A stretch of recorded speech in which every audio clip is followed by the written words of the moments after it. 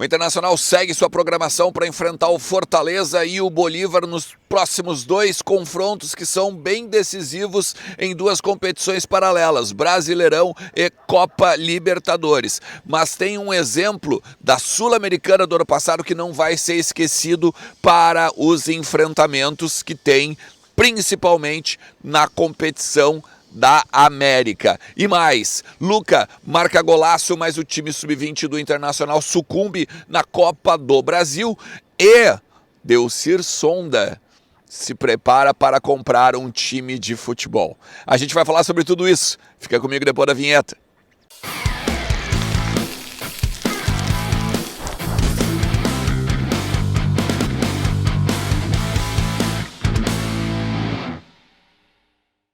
Fala Colorado, como é que vocês estão? Tudo certo? Tudo beleza?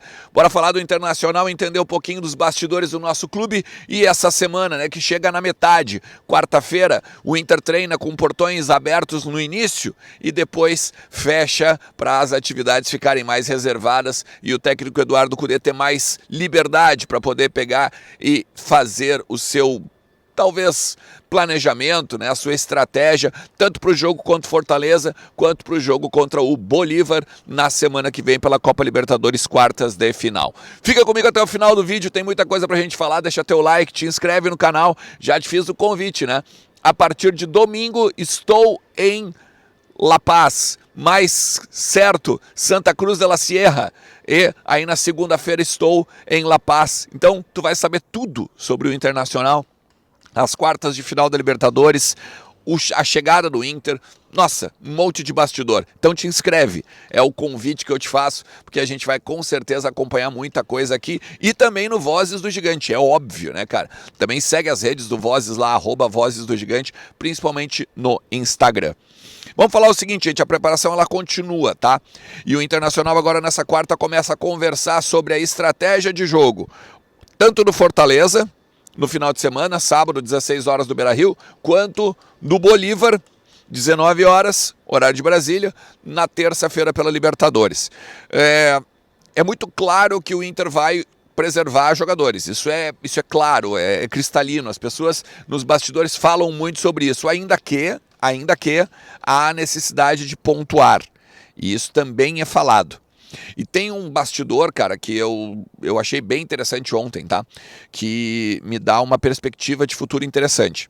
Que é o período em que o Internacional foi lá para Arequipa, se preparou para a Copa Sul-Americana para enfrentar o Melgar, voltou de lá, ainda que não é a altitude, né, de La Paz, é 2.300 só de altitude, mas quando volta da Arequipa com 0-0, e chega aqui, agora nós voltamos vivos, podemos fazer agora o enfrentamento aqui, decidir em casa e passar a semifinal da Copa Sul-Americana. Óbvio que o Inter não conseguiu, vocês sabem, o resto é história, mas esse revés dentro de casa, ele também vai ser lembrado na questão do planejamento. Por quê? Porque não adianta nada chegar lá em La Paz, por exemplo, voltar com um resultado positivo ou com daqui a pouco um empate ou uma derrota de diferença de 1 gol, por exemplo, né? E chegar aqui e não conseguir resolver por conta de problemas físicos, talvez problemas de lesão, talvez questões de perna pesada, enfim. Então, a programação Fortaleza e a programação Bolívar vai ser muito levada em conta esse detalhe também de Arequipa do Melgar, né? Só joga agora no final de semana quem tem condições para depois encarar também Bolívar, também a altitude de 3.600 metros de La Paz e tudo mais. Então, acho que vale a pena a gente pegar e se apegar a esse bastidor, esse dado aí. Porque olha só, estava fazendo uma pesquisa aqui. O Inter, a última vez que ele jogou na altitude de La Paz foi na derrota para o Always Ready, tá? Pela Libertadores de 2021. A última vitória é em 2011, contra o Jorge Wilstermann, 4-1. Tá? Só para ter uma ideia de como a gente tem um retrospecto negativo também na montanha. Tá? Então fica por aí, 180 minutos, essa é a estratégia, não é uma estratégia para jogar apenas na altitude, é uma estratégia de 180 minutos, beleza? Outra coisa, Luca faz um gol, estilo Ibrahimovic, né? ESPN, inclusive, a maioria dos narradores e das repercussões, né, que a gente viu aí sobre o golaço do Luca na Copa do Brasil Sub-20. Enfim, correu o mundo, inclusive Rafael Sobis, né, disse que foi um dos melhores, os gols mais bonitos do novo Beira-Rio. O Tyson também postou na internet aí nas redes: meu Deus, Luca, o que tu fizeste, né, que era maravilhoso. O que ele faz? Ele domina a bola depois de um cruzamento da direita e aí ele dá um chapéu no marcador do Grêmio e de voleio, meio que da entrada da área, acerta o ângulo do goleiro do Grêmio e acaba empatando nos acréscimos, né? O Inter estava perdendo de 1-0, já tinha o Rubens marcado um gol também de pênalti, e aí o Inter então empata nos 90 minutos, vai a pênaltis, a cobrança de penalidade, porque é jogo único na Copa do Brasil Sub-20, e aí no final das contas o Riquelme, né, aquele que vem do Sport, aí teve toda aquela celeuma lá com o Sport, acaba errando e o Inter é desclassificado da Copa do Brasil Sub-20, né. Não foi um bom ano, tá, para a categoria Sub-20 do Internacional, a exemplo do que aconteceu há 2 anos atrás, né, em que o Inter foi super campeão do Brasil, né, ganhando aí praticamente todas as competições. Só não ganhou justamente a Copa do Brasil, ganhou o Gauchão, ganhou o Brasileiro, ganhou a Supercopa, mas não ganhou a Copa do Brasil, né? Jogou contra o Curitiba, inclusive, a Copa do Brasil. É claro que a gente tem que pegar e pensar e olhar qual é o futuro dessa categoria na base, porque a gente precisa de jogadores, a gente precisa de dinheiro, né, de formações, principalmente de jogador, é feito para ser formado e não para ganhar título na base. Só para ter uma ideia, o Scout desse ano, por enquanto, da temporada, 27 jogos, 10 vitórias, 11 empates e 6 derrotas. Isso já contando o jogo de ontem, tá, no Beira-Rio. Então, assim, até se for olhar, nas últimas edições da Copa do Brasil, o Inter chegou nas semifinais, né, nas 2 últimas competições. Então, assim, agora a gente está fora da Copa do Brasil, né, como eu já falei, mas também ficamos fora da Copa São Paulo, também caímos no Brasileirão Sub-20, então precisa, né, haver uma reorganização. Polêmica do Luca, né? Polêmica do Luca de sair do profissional para jogar com a base, eu acho que meio que está resolvido, principalmente pelo fato de ele ter marcado o gol, né? Só que ele precisa ganhar minutagem com o Kudê. Assim como o Mano Menezes também, né? Dava pouca minutagem pro Luca, talvez o Luca possa ser um cara de desafogo agora em momentos como contra o Fortaleza.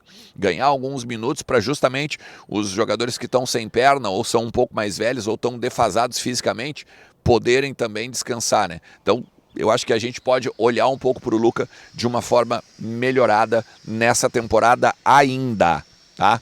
Por fim, o Delcir Sonda, tá?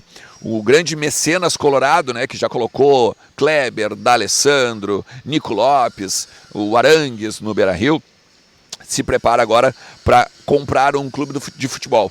E obviamente não é o Inter, né? É um clube do interior paulista, o São Caetano. São Caetano, que foi febre, né, do Brasil aí no início dos anos 2000, e aí, é um negócio interessante, tá, porque ele vai comprar, ele vai negociar dívidas, isso segundo o jornalista Bruno Andrade, do UOL, lá de São Paulo, tá, ele fala que o Sonda vai comprar uma parte do São Caetano por 90 milhões de reais, vai fazer a SAF do São Caetano e ainda vai renegociar dívidas do clube do ABC Paulista, né. Hoje, inclusive, o São Caetano joga a Série A2 do Campeonato Paulista. E muito de longe, né, bem de longe, se compara a esse time que chegou a ser finalista aí de brasileiro e tal, né? Jogou contra o Vasco, se eu não me engano, 99 ou 2000, se não me falha a memória. Na época que ainda tinha a Série A, era dividido, né? Aí depois a Série C tinha vaga na Série A. O Fluminense subiu assim e tal. Era uma loucura o Campeonato Brasileiro naquele momento. Mas então, assim, já começa a se preparar Delcir Sonda a entrar mais forte no futebol. Assim como houve a notícia, né, de que ele está vendendo também parte dos supermercados dele, coisas que ele tinha lá em São Paulo também, e começaria a investir no futebol. E se vocês lembrarem, né, esses tempos também concedeu uma entrevista de que gostaria até de trazer reforços para o Internacional, caso o candidato do Movimento Intergrande, né, que deve ser o Roberto Melo, vença o pleito colorado. Lembrando, ele é conselheiro, claro, ele, Delcir Sonda, não pode colocar dinheiro, mas aí com outras alternativas, né, poderia. Então, Eu não sou muito favorável a isso, né? Não sou favorável a que... Não é nem a questão do investimento, mas é a que custo se tem um investimento, né? Porque, por exemplo, o Delcir Sonda com certeza botou muito dinheiro no Internacional, mas ao mesmo tempo ele ganhou muito dinheiro também com os jogadores da base e outros negócios que ele teve junto ao Internacional. O que tu acha disso? Bota nos comentários. Vamos trocar uma ideia aqui ao longo de todo o dia. E muito obrigado por todo mundo que está chegando por aqui, que é novo, que se inscreveu no canal, que está dando like, que ativou a notificação para os conteúdos aparecerem aí no celular. Vamos junto, porque sempre tem muita coisa para a gente conversar do Internacional. E não te esquece, a Mais Ágil, em menos de 24 horas, libera o saldo do teu FGTS e põe no teu bolso, beleza? Fala com eles no link que está na descrição, troca uma ideia lá no aplicativo verde que eu tenho certeza que tu vai ser muito bem atendido. Valeu? Tamo junto, um forte abraço. Tchau.